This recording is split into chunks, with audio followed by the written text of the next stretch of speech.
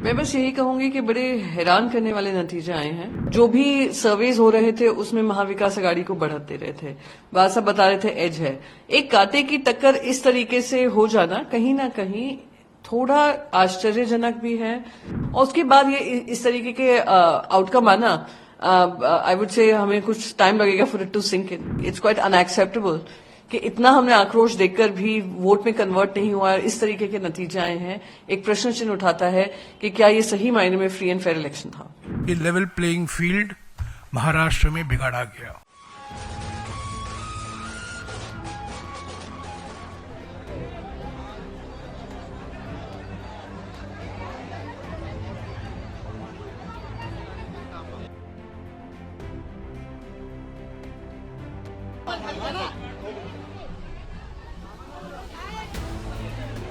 खुल के बात कर रहे थे, बटेंगे तो कटेंगे। आपको लगता नहीं, है ये कुछ नहीं चला, क्योंकि बेकारी तो कुछ चीजें ऐसी होती है कि जो सेक्युलर होती है, जैसे बेकारी है, महंगाई है, वो सेक्युलर है।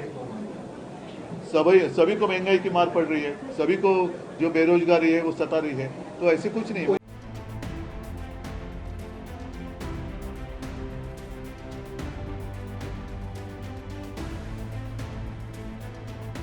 मैं बस यही कहूंगी कि बड़े हैरान करने वाले नतीजे आए हैं। जिस तरीके से लोकसभा में 151 असेंबलीज पे हमारी लीड थी, वो सिमट कर अगर इस नंबर पे आ गई है तो एक प्रश्न चिन्ह जरूर उठता है कि कैसे इतना डिफरेंस आ गया। जो भी सर्वेज चल रहे थे सब कांटे की टक्कर बता रहे थे। जो भी सर्वेज हो रहे थे उसमें महाविकास अघाड़ी को बढ़त दे रहे थे। बात सब बता रहे थे एज है। एक कांटे की टक्कर इस तरीके से हो जाना कहीं ना कहीं थोड़ा आश्चर्यजनक भी है, सवालों के घेरे में भी आता है। और मन में मैं एक सेंस ऑफ सरप्राइज है कि जो हम जनता के बीच में देख रहे थे, महिलाओं के साथ देख रहे थे, पुरुषों के साथ देख रहे थे, आक्रोश जो था 1500 रुपए मिलने के बाद भी वो महिलाएं बता रही थी कि हम पे एहसान नहीं कर रहे हैं जिस तरीके से प्रचार कर रहे हैं। और उसके बाद ये इस तरीके के आउटकम आना, आई वुड से हमें कुछ टाइम लगेगा फॉर इट टू सिंक इन।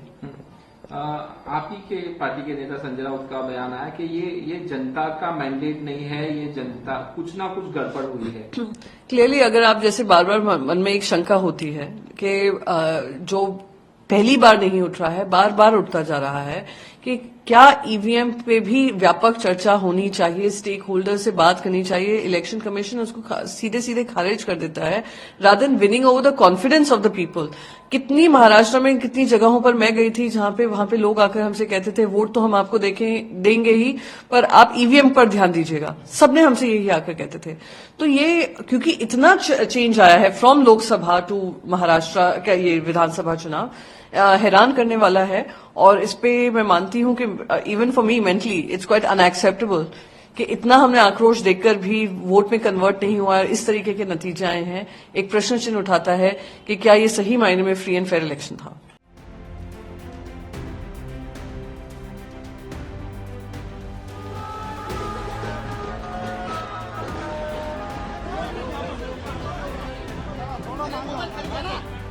महाराष्ट्र के बारे में जैसा कि पवन खेरा जी ने कहा, इसमें कोई दो राय नहीं हो सकती कि टारगेटेड तरीके से निशाना बनाकर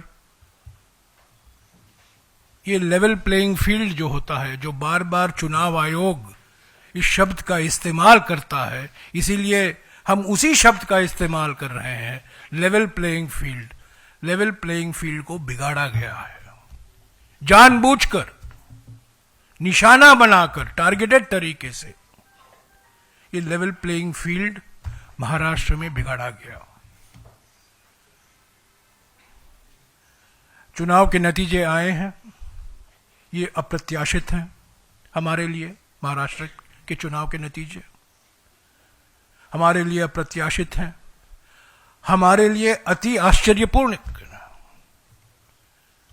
और मैं समझता हूं यह भी कहा जा सकता है ये अकथनीय है। इसका कोई समझने की कोशिश करेगा वो समझ नहीं पाएगा।